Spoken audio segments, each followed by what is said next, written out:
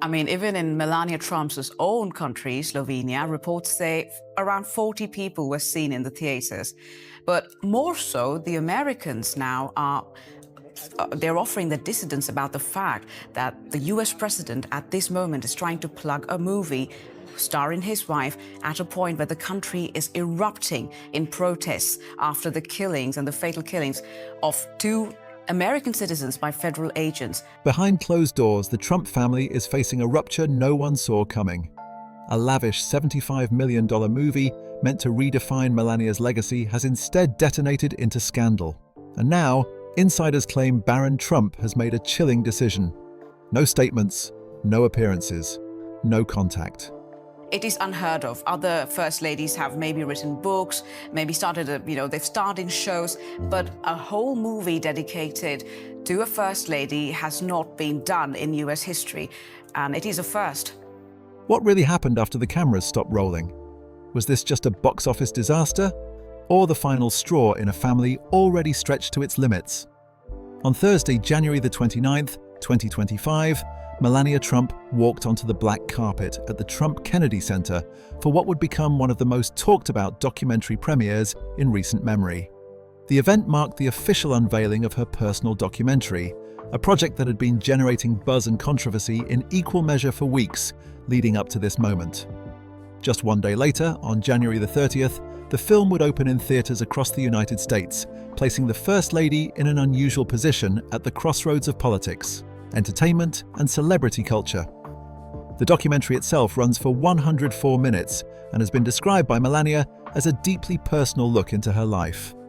According to her own statements, the film offers an unfiltered view of how she balances family responsibilities, business ventures, and philanthropic work while navigating her return to the White House. For a First Lady who has built a reputation on maintaining privacy and limiting her public appearances, this represents a significant departure from her usual approach. The decision to create such an intimate portrait and release it to a wide audience speaks to a shift in strategy, one that appears to embrace public visibility in ways she previously avoided. The premiere itself became a spectacle that reflected the complicated nature of the project. Inside the Trump Kennedy Center, the atmosphere combined exclusivity with political theater. The guest list read like a who's who of the current administration, with cabinet members, senior officials, lawmakers, and select celebrities filling the theater. At the same time, the notable absences of several key figures raised questions and fueled speculation about the internal dynamics of both the Trump family and the broader political circle surrounding them. The timing of the premiere did not escape criticism. Just days before the Kennedy Center event, a private screening had been held at the White House. That earlier screening became controversial due to its proximity to a fatal incident in Minnesota, where a person named Alex Prey was shot by ICE agents. The tragedy had captured national attention, and critics argued that hosting a celebratory film event at the White House during such a moment showed poor judgment. Representative Alexandria Ocasio-Cortez was among those who publicly questioned the decision, suggesting that the optics were deeply problematic given the broader political climate and the national focus on the Minnesota incident. While organizers pointed out that the screening had been scheduled well in advance, the backlash illustrated how closely the documentary had become intertwined with real-time political tensions. Beyond the political complications, the film arrived with remarkably high commercial expectations attached to it. According to industry reports, Amazon paid approximately $40 million to secure distribution rights for the documentary. This figure has drawn significant attention and scrutiny within the entertainment industry, particularly when compared to early box office projections. Analysts estimate that the film will earn somewhere between $1 and $2 million during its opening weekend, creating a substantial gap between what was invested and what is expected to return. This disparity has sparked debate about the true nature of the project. Some view it as a risky commercial gamble, others see it as a political statement, and still others interpret it primarily as a personal branding exercise. For Amazon, the deal represents one of the company's boldest moves yet into political celebrity content. President Donald Trump attended the premiere alongside Melania, making a public display of support for the project. Also walking the red carpet were Donald Trump Jr. and his fiancée, Bettina Anderson, presenting a united family front. Representing the vice presidential family was Usha Vance, while Doug Burgum, the Secretary of the Interior, attended with his wife Catherine. Political allies Lee and Diana Zeldin were spotted at the event as well, reinforcing the sense that this premiere functioned as more than just a movie debut. It served as a gathering point for the Trump administration's inner circle, a place where loyalty and visibility carried as much weight as the film itself. The presence of cabinet members and senior officials underscored the political nature of the evening. Secretary of State Marco Rubio was in attendance, as was Pete Hegseth, who serves as Secretary of War. Robert F. Kennedy Jr., the Health and Human Services Secretary, attended alongside Transportation Secretary Sean Duffy. Chief of Staff Susie Wiles was there, along with Attorney General Pam Bondi and FBI Director Kash Patel. Special Envoy Steve Witkoff also made an appearance, as did Speaker of the House Mike Johnson, who arrived with his wife Kelly. The roster of lawmakers included Representative Ronnie Jackson, Representative Pete Sessions, Senator Mark Wayne Mullin, Senator Marsha Blackburn, and Senator John Curtis. The composition of the audience made it clear that this was not simply a cultural event, but a political one, where symbolism and allegiance mattered just as much as entertainment value. The premiere also attracted several high-profile guests from outside the political sphere. Dr. Oz and Dr. Phil, both longtime media personalities with connections to conservative audiences, were in attendance. Fox Business host Maria Bartiromo was spotted at the event, as was rapper Nicki Minaj, whose presence surprised some observers given the political nature of the gathering. Fashion designer Hervé Pierre, who has worked closely with Melania on her public wardrobe over the years, attended the screening, along with New England Patriots owner Robert Kraft. This mixture of political power players and pop culture figures reinforced the documentary's positioning at the intersection of influence, fame, and narrative control. However, the absences were just as notable as those who did appear. Several key members of the Trump family were not present at the Kennedy Center premiere. A representative for Eric Trump confirmed that he and his wife Lara Trump did not attend. Barron Trump, the president's youngest son, was also absent from the event. Neither Ivanka Trump nor Tiffany Trump appeared at the premiere. Vice President J.D. Vance did not attend, nor did Homeland Security Secretary Kristi Noem. These absences generated speculation online, though no official explanations were provided by the families or their representatives. Whether scheduling conflicts or strategic distancing played a role remains unclear and open to interpretation.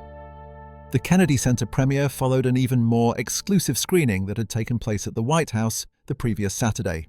That private preview featured an elite guest list that included Amazon founder Jeff Bezos, Apple CEO Tim Cook, Saudi royals, designer Peter Arnell, boxer Mike Tyson, and motivational speaker Tony Robbins. The White House event leaned heavily into spectacle, complete with custom popcorn boxes and live musical performances. When taken together with the Kennedy Center premiere, these events signal a comprehensive promotional campaign rarely seen for a documentary, especially one centered on a political figure who is still actively serving as First Lady. The film officially opened in theaters across the United States on January 30th, with showings scheduled in major cities nationwide. Despite all, the attention and the high-profile promotional events, early projections suggest a relatively modest domestic debut. International prospects appear even less certain. In the United Kingdom, View CEO Tim Richards told The Guardian that ticket sales have so far appeared soft, raising questions about whether audiences outside the United States will respond to the film. In the coming days and weeks, the documentary's actual performance will serve as a test not only of Melania Trump's personal appeal, but also of whether political intrigue and celebrity-heavy marketing campaigns can translate into sustained box office success. Whether the film becomes a cultural phenomenon, a financial disappointment, or something in between, one thing has become clear. The First Lady has deliberately stepped into the spotlight on her own terms, transforming her carefully guarded image into a public and monetized narrative. On Wednesday, January the 28th, 2025, a London courtroom delivered a guilty verdict in an assault case that unexpectedly thrust Barron Trump into the public spotlight. The defendant, 22-year-old Russian national Matvey Rumyantsev, was convicted on assault charges following a trial that revealed an unusual connection between a violent domestic incident and the youngest son of the American president. According to court testimony and prosecutor statements, Baron Trump, who is 19 years old, played a crucial role in bringing the case to the attention of UK authorities after witnessing the attack unfold in real time through a video call. The incident itself took place on January 18, 2025. According to testimony provided during the trial, Matt V attacked his ex-girlfriend, a 22-year-old London woman whose name has not been publicly released. The assault occurred while the woman was on a FaceTime call with Baron Trump, who witnessed the violence as it happened from across the Atlantic. Court documents and testimony paint a disturbing picture of what took place during those moments. Matt V allegedly shoved the woman to the ground before verbally berating her, telling her she was not worth anything. The attack escalated when he reportedly kicked her in the stomach while continuing to hurl profane insults at her. The victim herself told the court that Baron Trump saved her life by immediately contacting police when he saw what was happening. From his location in the United States, Baron called UK authorities to report the assault. A transcript of that emergency call, released by prosecutors during the trial, captured the urgency of the moment. According to the transcript, Baron told the operator that she was getting beat up, providing enough information for law enforcement to respond to the situation. The quick action by someone thousands of miles away proved critical in bringing help to the victim and ultimately leading to charges being filed against Matt V. The trial revealed details about the relationship between the victim and Baron Trump that had previously been unknown to the public. According to various accounts presented in court, Baron would call the woman around the clock, maintaining regular contact despite the significant time difference between the United States and the United Kingdom. This pattern of frequent communication became a source of tension and, according to Matt V, a contributing factor to the violence that eventually occurred. During his testimony, the Russian national described feeling frustrated and fed up with the constant calls from the American president's son, characterizing Baron as quite persistent in his efforts to stay in touch with the woman. Matt V told the court that throughout the day leading up to the assault, the woman had received numerous missed calls from Baron. He pointed out that because the United States is in a different time zone from London, Baron would call in the morning according to his schedule, then apparently sleep, and then call again in the evening. This resulted in the woman receiving calls at various hours, a pattern that Matt V claimed disrupted their relationship and created ongoing conflict between him and his ex-girlfriend. The testimony suggested that the frequency and timing of these calls had become a persistent irritant in the relationship. Another point of contention that emerged during the trial centered on the way the woman addressed Baron. According to testimony, she had started referring to him as sweetheart, a term of endearment that Matt V interpreted as inappropriate given that she was still involved with him at the time. Matt V claimed in court that the woman was being insincere when using this pet name and that she was frankly leading Baron on. He repeated this characterization multiple times during his testimony, suggesting that he viewed her behavior as deliberately deceptive and hurtful to him personally. The prosecution presented evidence of messages exchanged between Matt V and his ex-girlfriend that shed light on how deeply this issue had affected him. One message that could be translated from its original language read as follows: "You started calling him sweetheart. I felt so unwell." This message, presented as evidence during the trial, illustrated the emotional impact that the developing connection between his ex-girlfriend and Baron Trump had on Matt V. However, the court ultimately determined that whatever emotional distress he may have experienced did not justify the physical violence he inflicted on the victim. The trial has brought unprecedented attention to Baron Trump's private life, which has largely remained out of the public eye, despite his father's prominent political career. Unlike his older half-siblings, Baron has maintained a relatively low profile, with his parents making deliberate efforts to shield him from media scrutiny during his teenage years. The revelation that he had developed a close connection with a young woman in London came as a surprise to many observers who follow the Trump family. According to reports that emerged during and after the trial, Baron met the London-based woman through social media, though the exact platform and circumstances of their initial contact have not been publicly confirmed. The nature of the relationship between Baron and the victim remains somewhat unclear based on the available information. Court testimony established that they communicated frequently and that Baron showed immediate concern for her safety when he witnessed the assault.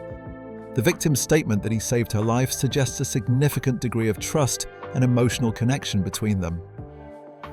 However, whether their relationship was romantic, platonic, or somewhere in between has not been definitively established through the court proceedings or subsequent reporting. What is clear is that they had grown close enough that Barron was willing to take immediate action when he saw she was in danger, even though doing so would inevitably expose his private social connections to public scrutiny. The case has raised interesting questions about how technology enables both connection and intervention across international boundaries. The fact that someone in the United States could witness a crime occurring in London in real time and alert authorities demonstrates both the intimacy that video calling technology creates and the potential for that technology to serve protective functions. Had Barron not been on the call at that particular moment, or had he not acted quickly to contact UK law enforcement, the outcome of the situation might have been very different. The victim's testimony that he saved her life suggests that his intervention may have prevented the assault from escalating further. For Barron Trump personally, the trial represents an unwelcome intrusion into his private life at a time when he is navigating young adulthood under extraordinary circumstances. As the son of a sitting president, his actions and relationships are subject to a level of public interest that most 19-year-olds never experience. The fact that his attempt to help someone in danger has now become part of a public court record, an international news story, illustrates the challenges of maintaining any degree of privacy when one's family occupies such a prominent position in global politics. The conviction of Matvey Rumyantsev brings legal closure to the case, though the broader implications continue to unfold. The trial has exposed details about jealousy, control, and violence in a relationship that crossed international boundaries. It has also revealed that Barron Trump, despite his family's efforts to keep his personal life private, has formed connections and friendships that extend beyond the immediate sphere of American politics and high society. The woman at the center of the case, whose identity remains protected, must now move forward from an abusive relationship that ended in violence and a very public trial. The guilty verdict sends a clear message that domestic violence will be prosecuted regardless of the circumstances surrounding the case or the profile of those involved. While the presence of the American president's son in the narrative created additional media attention, the core facts remained straightforward. A man assaulted his ex-girlfriend, that assault was witnessed by someone who reported it to authorities, and the legal system held him accountable for his actions. In that sense, despite all the unusual elements and the international attention, justice appears to have followed its proper course.